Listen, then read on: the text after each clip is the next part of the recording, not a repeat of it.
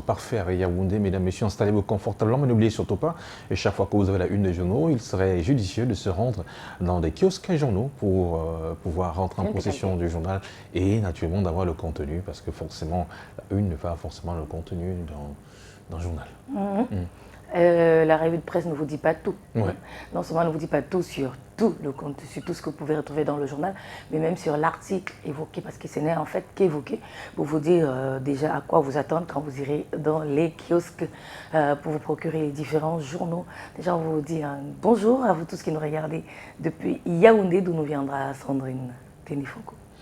Alors, il est important de vous rappeler tout de même le temps de permettre à la rédaction d'être en parfaite connexion avec Yaoundé, de rappeler qu'aujourd'hui c'est la journée mondiale des parents et vous le savez, la responsabilité première des parents a toujours été à tout temps, bien entendu, de prendre soin des enfants, au-delà de prendre soin des enfants, les protéger, mais surtout leur rassurer du développement harmonieux. Et à l'instant, nous allons, avec la permission de la réalisation, nous rendre du côté de Yaoundé. Delphine Fonkoutene est en place. C'est à vous l'antenne. Bonjour.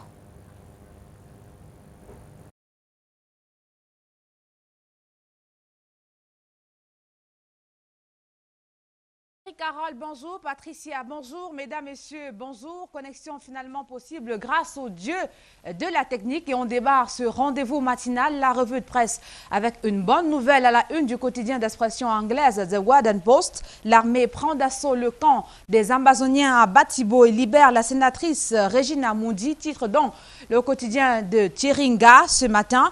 Plusieurs autres otages également libérés. Plus de 12 combattants amazoniens tués et 3 capturés, appréhendés. C'est donc le fruit d'une opération militaire coordonnée par le colonel Obama Aïssi Alain, commandant du 3e bataillon d'intervention rapide.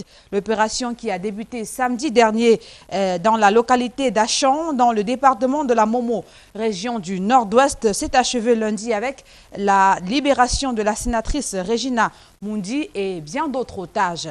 Cette région est véritablement en guerre, déclare la sénatrice Regina Mundi après sa libération. Déclaration à la une du journal The Voice. On se souvient que cette parlementaire avait été kidnappée avec son chauffeur le 30 avril 2022 à Bamenda, dans la région du Nord-Ouest. Après plus d'un mois de captivité chez les Amazoniens, la sénatrice du Rassemblement démocratique du peuple camerounais respire l'air de la liberté, ceci grâce aux forces de défense et de sécurité, en particulier le bataillon d'intervention rapide. L'enfer qu'a vécu Elisabeth Mundi, proposé également ce matin par le journal Le Messager. Menacée d'exécution la veille de la fête nationale de l'unité, la sénatrice du RDPC a été libérée de la gueule de ses ravisseurs par des forces de sécurité. C'était lundi dernier. Le quotidien Le Jour nous dit également ce matin comment la sénatrice Regina Mundi a été libérée. Le journal revient sur les circonstances de cette libération par les éléments du BIR. Le quotidien d'Aman Mana plus loin s'intéresse à la consommation des barmen contre la bière plus chère au Cameroun. Le syndicat des exploitants de débit de boissons du Cameroun demande un gel des prix alors qu'une rumeur de hausse est persistante donc dans notre pays. Indemnisation, l'éternelle menace recommencement, titre Cameroun Tribune ce mercredi 1er juin.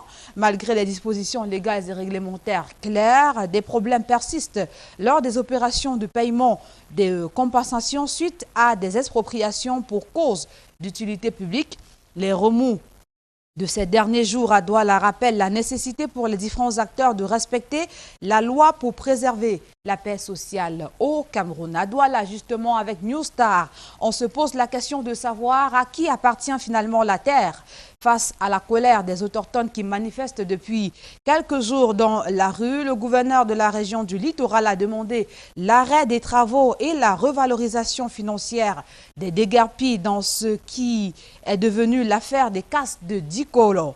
Enquête sur un scandale foncier qui vient nous rappeler que l'industrialisation de nos villes a encore du chemin entre des populations qui revendiquent leurs terres et la volonté de moderniser la capitale économique. L'État est dos au mur, les autochtones hostiles au développement ou des investisseurs embarrassant les autorités. Décryptage à lire en page 3 du journal New Star en kiosque ce mercredi. Alors, univers carcéral, que cache la construction de 10 nouvelles prisons? Interrogation à la une du journal L'Avocat ce matin. Comme innovation, la création d'une porcherie et d'un poulailler devant occuper les détenus.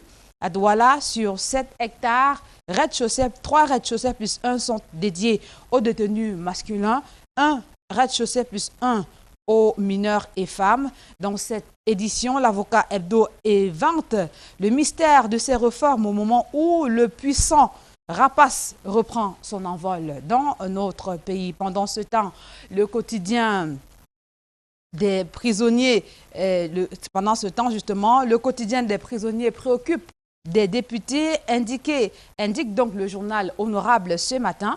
Les députés Dada Marie et Isabelle Manamourou, toutes militantes du Rassemblement démocratique du peuple camerounais, étaient au chevet des personnes incarcérées à la prison centrale de Marois afin de s'imprégner de leurs conditions de vie. Ce journal consacré aux activités parlementaires questionne également les micro-projets, cadres d'évaluation des parlementaires, questions. En effet, depuis 30 ans environ, les députés camerounais bénéficient d'une allocation financière dédiée à la réalisation de micro-projets parlementaires à caractère social, soit 8 millions de francs CFA par an contre 4 millions par an de 1992 à 1997. L'utilisation de cet argent par les représentants de la nation alimente cependant les débats quant à sa pertinence, étant donné que la réalisation des projets sociaux relève de la compétence du gouvernement. Ali, l'éditorial du directeur de publication du journal L'Honorable. Parlant rougeole en santé avec EcoSanté qui fait remarquer que l'Afrique est particulièrement touchée par cette maladie avec une hausse de 400% de cas. De janvier à mars, près de 17 500 cas de cette maladie virale hautement contagieuse ont été répertoriés sur le continent selon l'Organisation mondiale de la santé, où 20 pays ont signalé des épidémies. Et rentrant dans le cadre de la journée mondiale sans tabac, le journal de Joseph Bemboum signale que chez les jeunes fumeurs, les jeunes filles sont les plus majoritaires donc, dans ce domaine. Et le Cameroun parmi les pays qui s'adaptent peu au changement climatique. L'information est à la une du quotidien L'économie. C'est ce qui ressort d'ailleurs de l'indice mondial de résilience climatique publié le 17 mai 2022 par le cabinet britannique Henley & Partners, à découvrir également dans les colonnes du journal de Thierry Ekouti, parution de ce 1er juin, la nouvelle grille tarifaire de visite technique automobile. Les prix, n'est-ce pas, dans ce domaine doublent à compter de ce 1er juin. Avec Éco Matin, parlant de la loi de finances rectificative, le Cameroun retourne sur le marché des capitaux pour un emprunt de 200 milliards de francs CFA. La prochaine session parlementaire qui va se tenir au courant de ce mois de juin sera déterminante. Selon des sources contactées par Éco Matin, le gouvernement envisage au cours de celle-ci de proposer à la sanction des parlementaires un collectif budgétaire. Ce dernier n'aura qu'un seul objectif, modifier la loi de finances 2022 afin d'augmenter les marges d'endettement du Cameroun via le marché des capitaux pour les porter à 550 milliards, soit une augmentation de 200 milliards de francs CFA. Et la République centrafricaine plaide auprès du Cameroun en matière de commerce extérieur, indique le journal Le Continental, également en kiosque ce mercredi, à la suite de la mesure prise par les autorités camerounaises en charge des questions commerciales de procéder à la suspension des exportations de certains produits de première nécessité.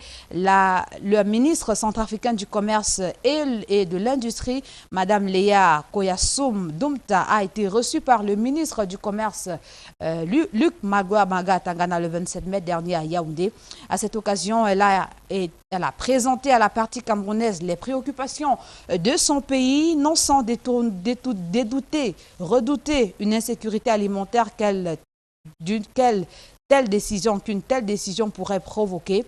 C'est à lire en page 2 et en page 3. On parle Développement urbain, 794 milliards pour décongestionner Yaoundé.